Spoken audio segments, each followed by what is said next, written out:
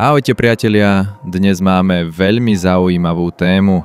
Novú Škodu Enyaq modelového roku 2025. Je to modernizovaný elektrický crossover s novým dizajnom, vylepšenými technickými parametrami a detailmi exteriéru. Auto pôsobí dynamicky a elegantne vďaka novým LED svetlám, aerodynamickej karosérii a podsvietenej maske Crystal Face. Interiér je ešte pohodlnejší. Kvalitné materiály, veľká dotyková obrazovka, digitálny prístrojový panel a ergonomické ovládanie.